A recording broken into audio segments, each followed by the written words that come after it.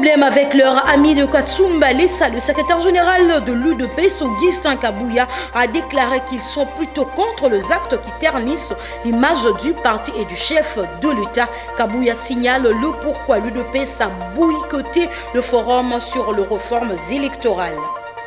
Près de 5 millions de dollars américains, tel est le fonds humanitaire arraché auprès de Bayer par OCHA pour subvenir aux besoins de déplacés de guerre en Ituri.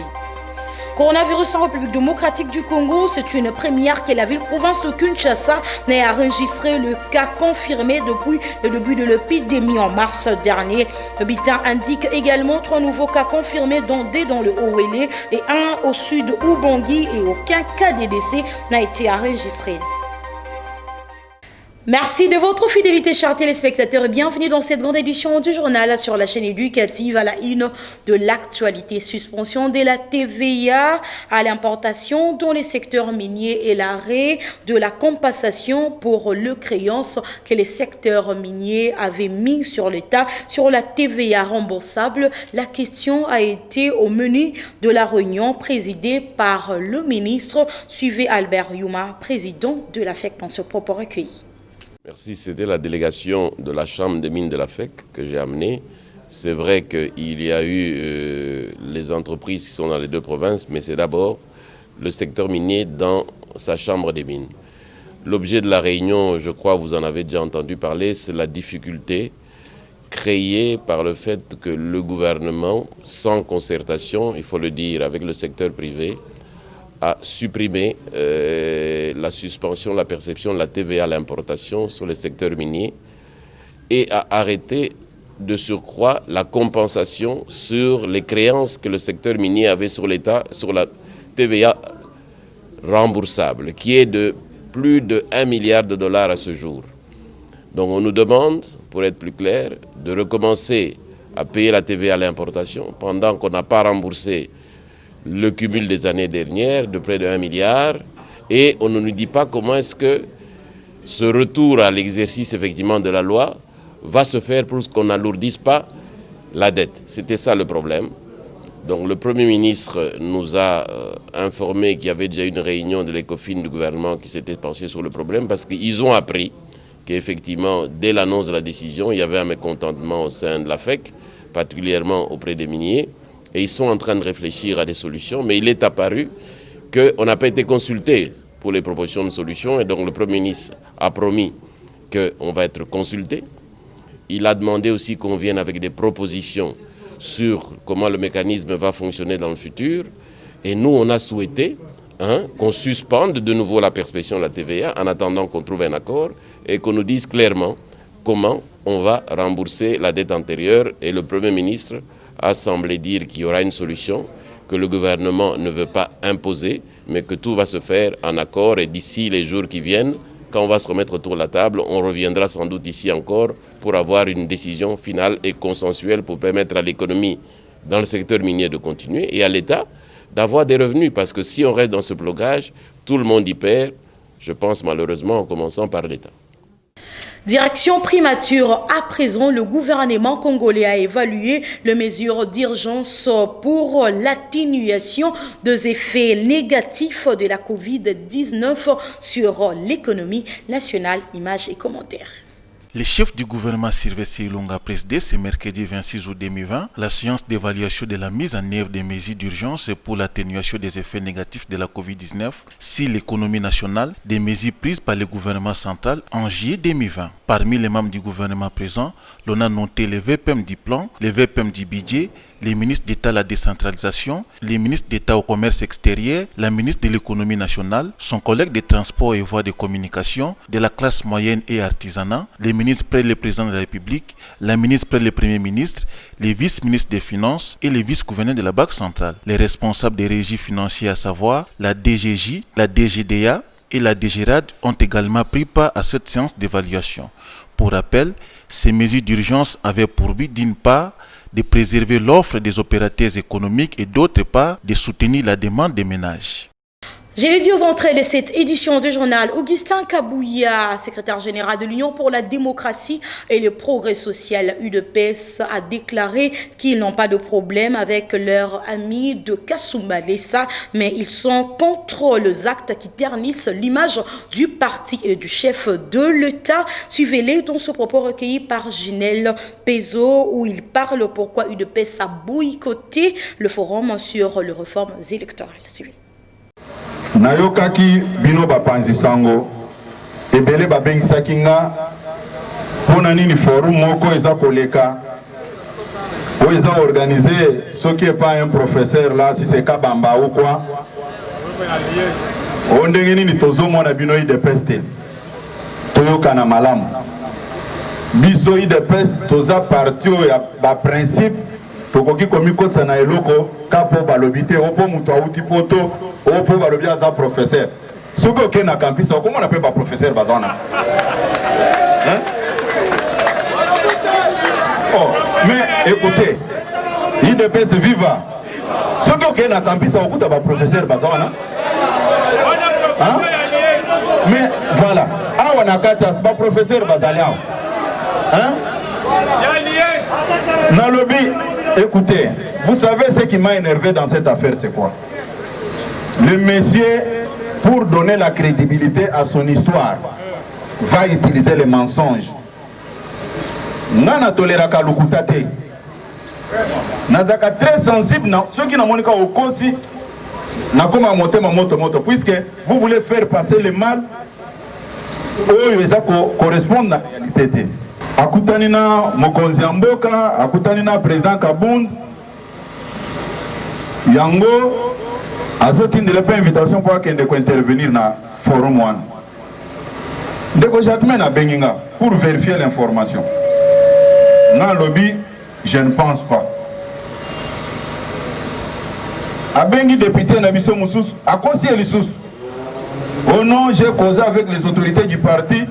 Yo comme président groupe parlementaire, il faut qu'il y ait Koloba.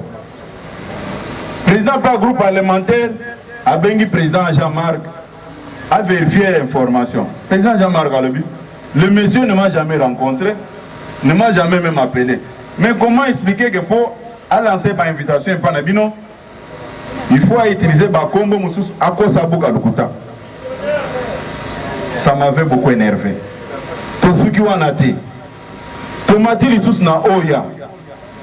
Donc on ne pas mon Konzamboka. Tout vérifier, je ne l'ai jamais rencontré. Ça, ce sont les professeurs que vous nous rencontrez. Hein? Bon. Écoutez, et ceux qui kakawana te bande konangai. Nazui Singa, ya collègue nanga ya INC. Secrétaire général à INC à Benginga.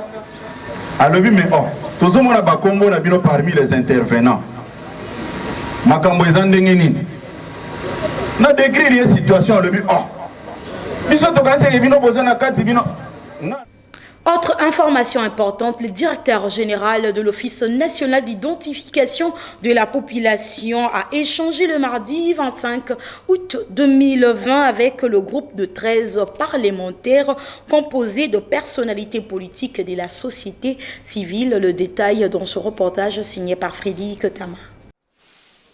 Au cours de cet échange, il a été question de voir la faisabilité et la possibilité d'assouplir les dépenses de l'État au moment du processus électoral à venir, de l'enrôlement des électeurs à la constitution du fichier électoral optimal pour des élections sérieuses en 2023. Faisant jonction, nous estimons que dans le cadre des négociations et de la recherche du consensus et de l'amélioration du processus électoral, il était très important que nous ayons cet échange avec l'organe technique attitré légal qu'est l'ONIP pour voir dans quelle mesure nous pouvions avoir des inputs afin de mobiliser des énergies et des intelligences de manière à ce que nous évitions à notre pays à chaque cycle électoral de dépenser 300-400 millions pour une opération d'enrôlement alors que dans le même pays, les gens n'ont pas de carte d'identité, ça veut dire ne sont pas identifiables. Et donc nous pensons appuyer les efforts qui sont fournis ici et nous allons mobiliser les énergies nécessaires pour que, à terme, nous puissions atterrir, selon la promesse qui nous a été donnée ici, d'avoir d'ici décembre 2022 des cartes d'identité pour tous les Congolais. Et d'ailleurs, d'un trait, on pourra extraire le fichier électoral et aller aux élections dans les délais. Ces 13 parlementaires s'en sortent rassurés d'avoir une pièce d'identité avant les élections de 2023 République démocratique du Congo. L'idée ici, c'est d'abord de rendre droit, parce que tous les Congolais ont droit à une carte d'identité, mais tout en respectant la Constitution, que cette opération qui est moins coûteuse que l'enrôlement des électeurs, on parle d'un chiffre de 200 à 300 millions, alors qu'il y a des prévisions de 600 millions pour l'enrôlement de 2023. Donc d'abord, c'est beaucoup plus coûteux, mais ça ne donne de droit à une seule partie de la population, notamment les plus âgés, c'est-à-dire à partir de 18 ans, 20 ans. Mais nous avons besoin d'un fichier complet de recensement général, duquel nous allons extraire le fichier électoral, qui sera moins coûteux et qui aura, si vous voulez, une vocation pérenne, de sorte qu'en 2028 et 2033, nous n'ayons plus à dépenser ces sommes et que chaque Congolais, là où il se trouve, puisse être identifiable. Rappelons que ces personnalités politiques et de la société civile militent pour la réforme électorale afin d'aboutir à des élections dignes et crédibles d'ici 2023. Et dans l'armée, sachez également que le commandant du corps de santé militaire a fait une visite de commandement dans les structures sanitaires militaires de la garnison de Kinshasa. Reportage signé par la presse militaire.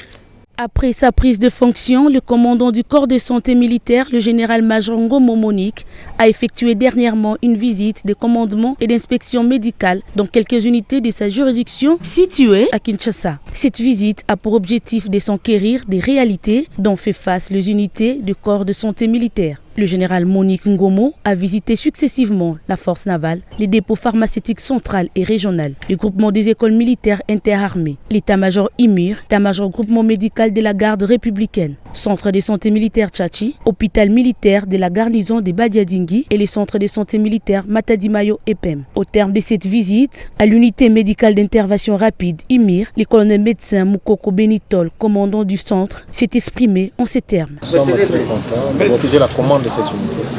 C'est la première fois que mon apport descend sur le terrain pour voir comment nous travaillons, pour voir quelles sont nos difficultés. C'est vraiment une grande joie. Nous avons exprimé toutes nos difficultés, nos problèmes, les commandants de corps. Une note, j'ai vu que les gens ont été vraiment attentifs à nos problèmes et nous espérons que les solutions vont venir. Il s'est rappelé, mesdames, messieurs, que c'est pour la première fois dans l'histoire des forces armées de la République démocratique du Congo qu'une femme commande une si grande unité. Un engin sous forme de satellite était tombé en début de cette semaine près de Bouta dans le Bazuélé. L'autorité de l'aviation civile annonce le déploiement d'une équipe sur place. Suivez le gouverneur du Bazuélé qui annonce l'arrestation d'un Congolais et d'un Pakistanais dans ce reportage. Oui, mais c'est difficile pour moi de mettre des hypothèses car je considère cet engin comme un objet volant non identifié. Il y a, je pense, 2 personnes, dont un sujet congolais et un autre sujet pakistanais, en fait, qui sont arrivés parce qu'ils voulaient récupérer cet engin. Et heureusement qu'ils ont été appréhendés par les forces de l'ordre. Ils sont en pleine audition par le parquet. Ils sont en train de donner, on espère qu'ils vont donner des éléments supplémentaires pour que nous puissions savoir quelle est la provenance de cet objet volant non identifié. Et ils l'ont lancé par air pour avec quelle intention et quel est en fait le mode opératoire de cet engin. Et surtout les commanditaires, qui en sont les propriétaires, de manière à ce que nous puissions donc avoir les cœurs nets. Je crois que nous avions déjà informé Kinshasa et que toutes les dispositions seront prises pour tirer cette affaire au clair. Mais quand ils ont lancé cet objet, nous n'étions pas informés. Toutes les autorités en place n'étaient pas du tout informées. On a été surpris d'apprendre que cet engin est venu échouer ici, dans ce site. Et je crois que... Parlons santé également dans cette grande édition du journal. La coronavirus en République démocratique du Congo, c'est une première que la ville-province de Kinshasa n'ait enregistré le cas confirmé depuis le début de la maladie le 10 mars 2020. Par contre, le bulletin épidémiologique de la riposte contre la COVID-19 a rapporté 3 nouveaux cas confirmés, dont 2 dans le Haut-Uélé et 1 au sud de Ubangi, et aucun cas de décès n'a été signalé. Lance Moussimbaka pour le précision. Dans ces bulletins du secrétariat technique multisectoriel de la riposte contre la COVID-19 du mercredi 26 août dernier, 3 nouveaux cas confirmés dont 2 dans les Haut-Uélé et 1 au sud Ubangi ont été rapportés sur 148 échantillons testés. Ainsi, 33 nouvelles personnes ont été déclarées guéries, 17 au nord Kivu, 10 à Kinshasa, 3 au Congo central, 2 dans les Haut-Uélé et 1 au nord Ubangi. Le bulletin a par ailleurs annoncé un seul décès à Kinshasa. Signalons que depuis le début de l'épidémie en République démocratique du Congo, le cumul des cas passe à 9 915, dont 9 914 cas confirmés et improbables. Cependant, la ville-province de Kinshasa totalise 7 924 cas, Nord Kivu 642 cas, Congo central 429 cas, Okatanga 314 cas, Sud Kivu 298 cas, Ituri 104 cas, Lualaba 94 cas, Chopo 28 cas, Nord Ubangi, Équateur, Kwilu Sud Ubangi, 6 cas chacune, Olomami, Kasai, Kasai central et Kwangu 1 cas chacune. Toujours santé, désormais pour limiter la chaîne de contamination de la COVID-19, les voyageurs congolais doivent être porteurs d'un certificat qui atteste qu'ils ne sont pas atteints de cette maladie. Le détail avec Kopé Koutoumissa. C'est la raison pour laquelle l'Institut national de recherche biomédicale a procédé depuis le 15 août 2020 à des séances de dépistage de COVID-19 aux voyageurs. Face à cette situation, le secrétariat technique multisectoriel de la riposte précise que le test COVID-19 est gratuit sur toute l'étendue de la République démocratique du Congo. Cependant, celui des voyageurs s'effectue moyennant $30 pour pallier à certains actes médicaux, achat des intrants ou autres réactifs nécessaires pour réaliser le test. Et aujourd'hui que le monde est en train de se réouvrir, le règlement sanitaire international requiert que toute personne qui voyage soit exempte de la COVID-19. Voilà pourquoi notre pays, qui fait partie des concerts des nations, est aussi obligé de donner le quitus aux voyageurs à travers un certificat qui prouve qu'ils ne sont pas porteurs de la COVID-19. Le prix qui a été fixé est un prix qui dépend de tous ceux qui sont comme intrants et services qui sont liés à la réalisation de ce test. Pour diminuer le risque de contamination, l'équipe du secrétariat technique estime que 3 jours sont suffisants pour la validité du test. Donc on ne peut pas mettre ici, mettre cette période de 14 jours. On dit non, quand on fait, pourquoi on dit au moins 3 jours? Non, on ne peut pas dire 14 jours. On ne peut pas dire, parce que si vous faites un test aujourd'hui, 14 jours après, il faut le faire. Parce que votre test que vous avez fait aujourd'hui ne sera même pas valable. Vous comprenez pourquoi on prend 3 jours? Vous faites un test aujourd'hui, vous devez prendre votre avis dans 14 jours. On peut vous refuser. Parce que dans 14 jours, si vous pouvez être infecté. Et puis, vous n'allez pas faire la maladie, c'est quand vous allez arriver. Parce que ici, pourquoi on fait le test? C'est pour protéger les gens dans l'avion et protéger les pays où vous partez. Signalons que pour être admis à ce test, les voyageurs doivent être munis de leur titre de voyage, c'est-à-dire avoir un passeport portant un visa en cours de validité pour le voyageur international ou pour la carte d'identité les voyageurs nationaux. Pour la raison d'efficacité, l'INRB a ouvert 2 autres centres de dépistage pour le voyageur à Kinshasa, notamment à l'hôpital du Cinquantenaire et au rez-de-chaussée de l'immeuble Batitela sur le boulevard du 30 juin.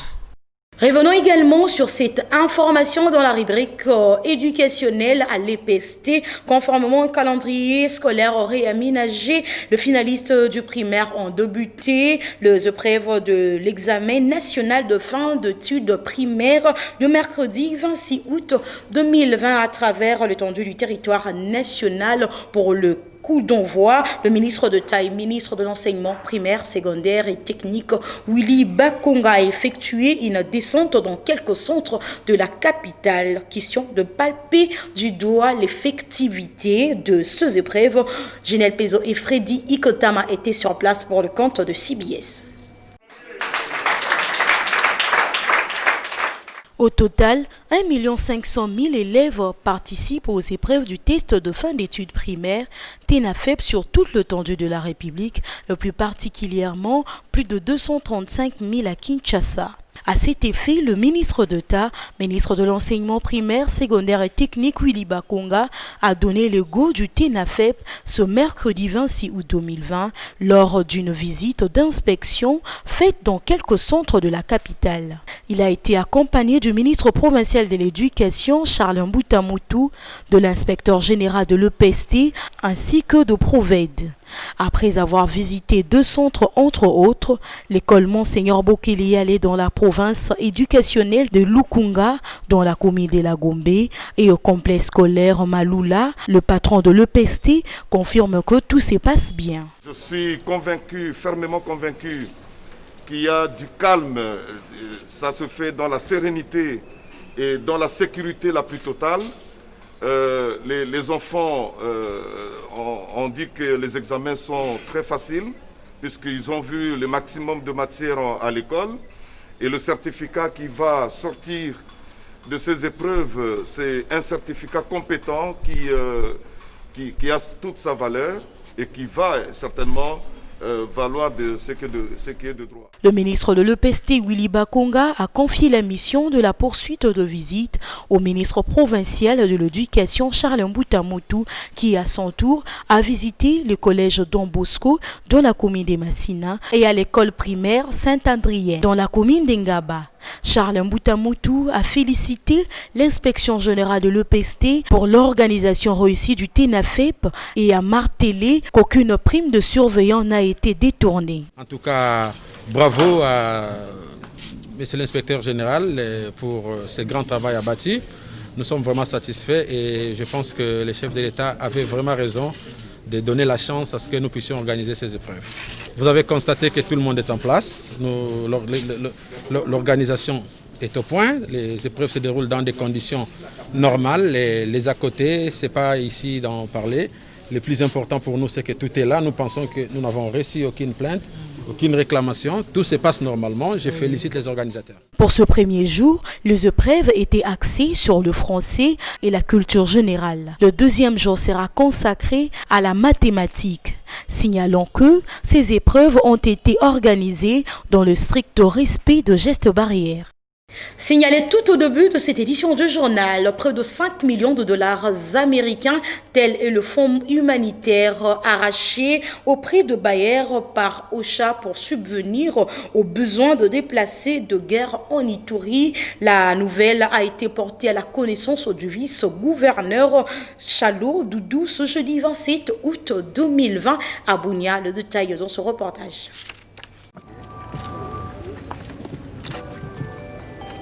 « 8 593 élèves finalistes de l'école primaire de l'Ituri sont attendus au test national de fin d'études primaires pour l'édition 2020.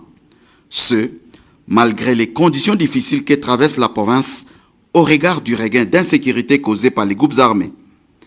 Un motif de joie pour le vice-gouverneur qui préside la cérémonie du lancement officiel du TENAFEP. Nous nous réjouissons parce que malgré les difficultés que la province est en train de traverser, les parents se sont démenés pour envoyer les enfants participer à ces épreuves. C'est un autre motif de notre satisfaction. C'est de dire merci à tous les parents qui ont commencé à comprendre que tous les enfants doivent être pris sur le même pied d'égalité. Et pour cette année, vous l'avez suivi vous-même, les filles, à ce qui concerne Bunia 1, les filles sont plus nombreuses que les garçons. Dans les zones où l'on signale encore l'activisme des groupes armés, toutes les dispositions sont prises par les autorités politico-administratives pour la passation de ces épreuves, affirment les vice-gouverneurs. Notons que la passation du test national de fin d'études primaires est gratuite dans les écoles publiques tandis que les écoles privées, chaque élève devra payer 18 000 francs congolais, dont 8 000 francs de frais supplémentaires sont pris en charge par le gouvernement provincial de l'Ituri. Parlons sport avant de chuter dans cette édition du journal. L'attaquant argentin du FC Barcelone a annoncé ses raisons de pouvoir quitter le club. Il a fait cette annonce le mardi dernier après avoir analysé la situation générale de l'équipe. Commentaire de Jancy Gray. De nombreuses raisons ont poussé le septuple Ballon d'Or à vouloir plier bagage, notamment il n'y a pas confiance à la direction de Joseph Maria Bartomeu, qualifié de compétent. Il ne croit pas au projet sportif du club et serait mécontent du traitement infligé à certains coéquipiers, entre autres Luis Suarez, qui aurait été informé de sa mise à la porte prochainement via un simple coup de fil de Ronald Koeman. Et la réunion avec les coachs néerlandais serait aussi plutôt passée mal. La direction catalane a confirmé qu'elle avait bien reçu un courrier de Lionel Messi annonçant son désir de partir. Ainsi, la réponse qu'il est ne s'est pas fait attendre. Si Messi veut partir, il faudra payer la clause libératoire fixée à 700 000 € parce que si le joueur a le droit de rompre son bail, il devait formuler sa demande à la fin du mois de mai. De ce fait, la direction a mis son service juridique en action, estimant que la présence du joueur pour la saison 2020-2021 était verrouillée à partir du 10 juin dernier. Pour sa part, Lionel Messi estime que le contexte exceptionnel lié à la Covid-19 a repoussé la fin de la saison en août. Donc pour lui, cela implique le report de la date butoir.